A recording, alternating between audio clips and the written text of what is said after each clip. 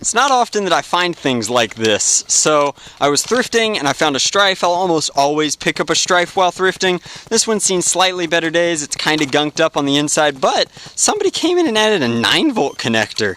It's completely hosed past that, but it's clear that this has been used by a fellow modder. Definitely not somebody who watches my videos, because they'd know better than to strap a 9-volt in their Stryfe, but I think that it survived that experience and it deserves some sort of upgrade. So I'm going to go ahead and try and make something really interesting out of it. Maybe it'll turn out great, maybe it won't. We will have to wait and see. Stay tuned. So I went ahead and covered the Stryfe with a neon metallic green because I thought that would look the most like computer code, and you can barely tell on camera, but I mixed that with a little bit of metallic flake, so it's got kind of a sparkly feel to it, which I think will fit this film and what we're going for very, very well. I did not paint the inside, which I sorely regret, but there's no time to do that right now as I've got everything set up. Now you'll notice that I left some black from my base coat, which kind of bleeds through up here, and I did that intentionally so that it will fade in. Since I doubt the film will wrap all the way around, I wanted to give myself some leeway so that I could come back in and dust it with black to make it blend completely if I have to. This, by the way, is the film that we're using. It's got far more cryptic text on it than I thought it would, which is awesome. That's exactly what we want. Alrighty, here we go. Really want this one to turn out nice. So let's try and... God, this is so much harder with only one person. Try and get the film to set pretty reasonably. Not going to fool. Oh well. We'll try. I think we're going to have to do these one at a time, sadly. I don't think that my tank is big enough to try the very ambitious double dip.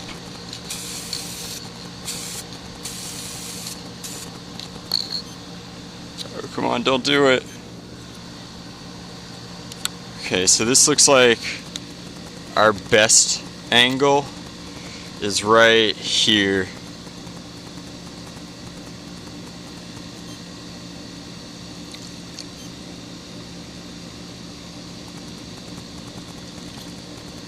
So, pull all of this out of the way,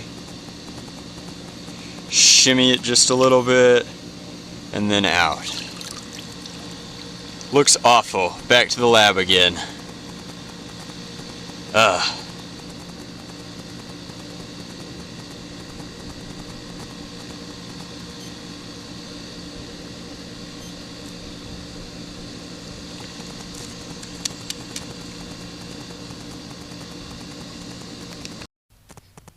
So guys, I wasn't even sure if I was going to finish this video and this project, but at this point I think that I've kinda sort of committed to it, and so I wanted to take this opportunity to explain something. And the last thing you saw that I did the hydro dip, it broke, the film kind of broke and bubbled, and so it doesn't look all that great. I was very disappointed initially when it happened and thought about just restarting and kind of going from scratch, sanding all of this down and off, and then trying to build up that metallic green enamel base again, and trying again. But I thought that it was a really good thing to include that, because I want all of you, my viewers, some of who have attempted projects like this, and some of you might not ever try hydro dipping a Nerf gun, but I just wanted you to understand, I guess, the process, and that nobody is perfect, nobody knows exactly what they're doing. The hydro dipping process for me is still very new, I'm very unfamiliar with it, and nobody is the expert that they look like. I post a lot of successful projects, and people just assume that I am very good at this, and I just wanted to make it very clear that that's not the case.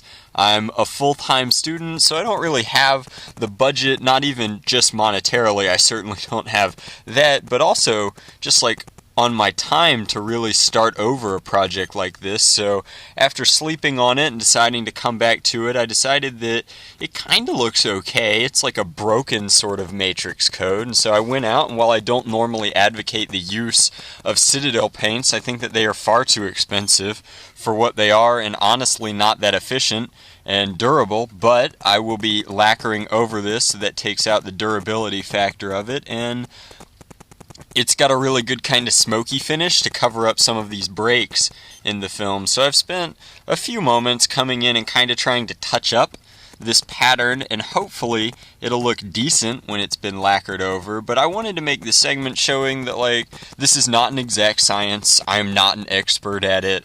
I very rarely know exactly what I'm doing unless I'm rehashing a project I've done before. So for the internals of this, I know exactly how I'll do it. But for hydro dipping with this film, trying to get this matrix pattern to show up, there are no instructions. I just knew that I needed to come in and build some sort of neon green in the background, and it didn't end up hashing out the way that I wanted it to. So it's very much a trial and error kind of troubleshooting sort of thing, and I just wanted to share that with you for everybody who thinks that this is beyond their reach because I make it look quote-unquote easy. It's not that. That's the magic of a bunch of different segments showing successful steps. There's a lot of behind-the-scenes troubleshooting and trial and error, plus 5 years of experience that went into this, so don't be intimidated by my projects ever. Certainly, all of this is within your reach.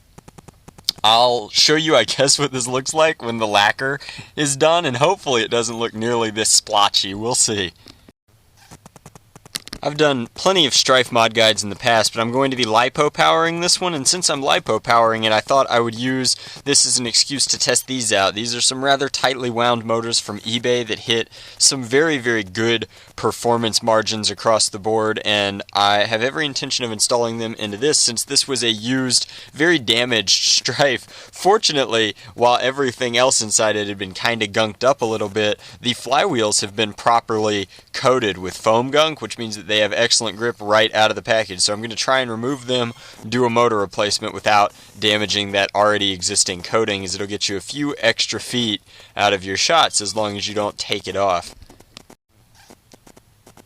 So this is why it's important to always be testing. Either I'm an idiot or the lack of polarity on these motors made it so that it would have been very easy to get confused. So I installed them like this, and then I tested them laterally how I normally do, and the motors were going in a crisscross direction, so I'm going to have to do the poles like this in an X scenario so that I will get actual dart generation through the flywheel system. They do sound great though. These sound like they're going to be very potent little motors, and they have built-in cooling windows, which is awesome.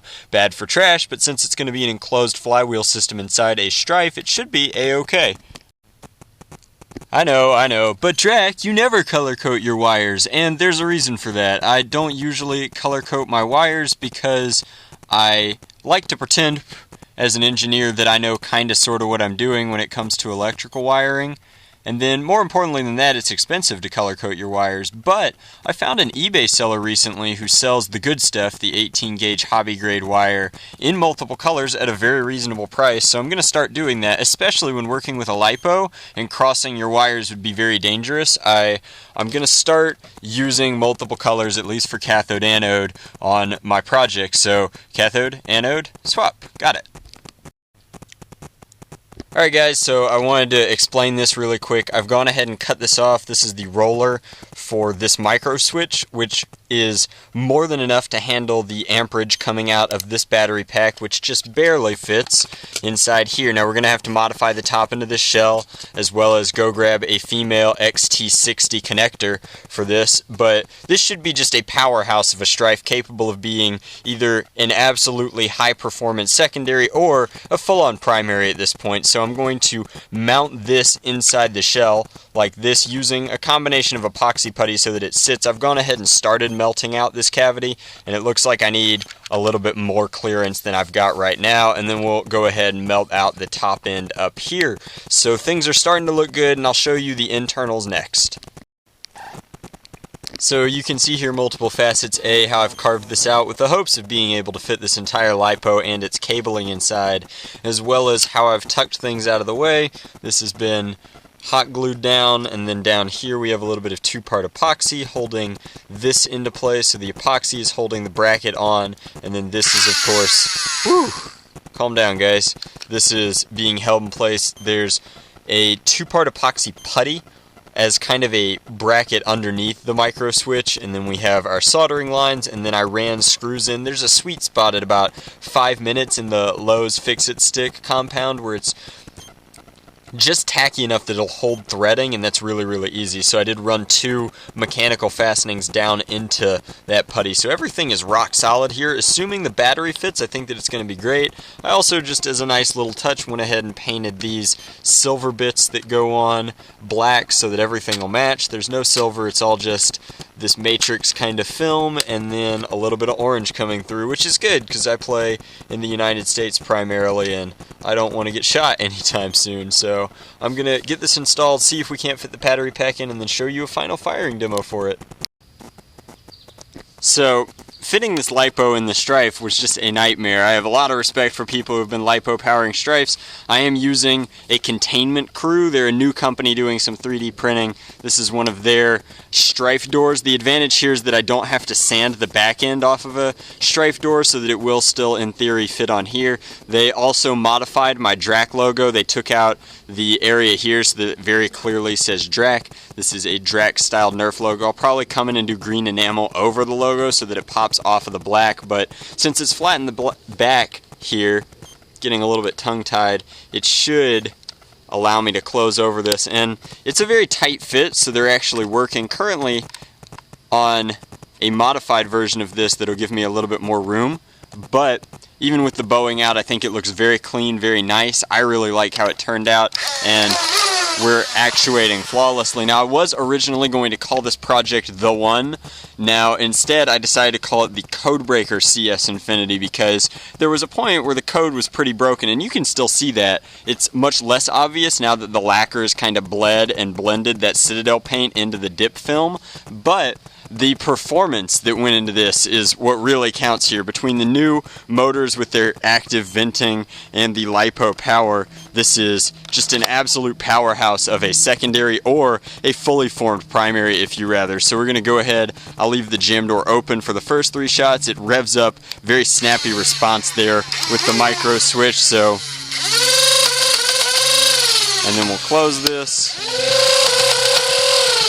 One of them fishtailed. These are very old darts, but just an absolutely sweet blaster. I'm really honestly pleased with it. There was a point where I was ready to scrap this project and start over. I'm glad that I saw it through, touched it up, and finished it, because I think that it looks pretty good now. Like, it's not perfect. Obviously, I only see the flaws when I look at it, since I know exactly where they are, but hopefully on camera and from a distance and in my showroom, it'll look relatively decent and people won't give me too much grief about it. But that is the Nerf Codebreaker CS Infinity by Drac, and I hope you enjoyed it. I like doing these custom projects to test these new films out. This was a personal blaster. I'll probably play with it for a few wars, and then if there's a significant interest in somebody purchasing it, I will sell it later on down the line. But that's what this is. I hope you guys enjoyed it. It was a fun test of not only integrating a LiPo into the original battery tray and how to gut all of that, also testing these new motors and also testing these new films.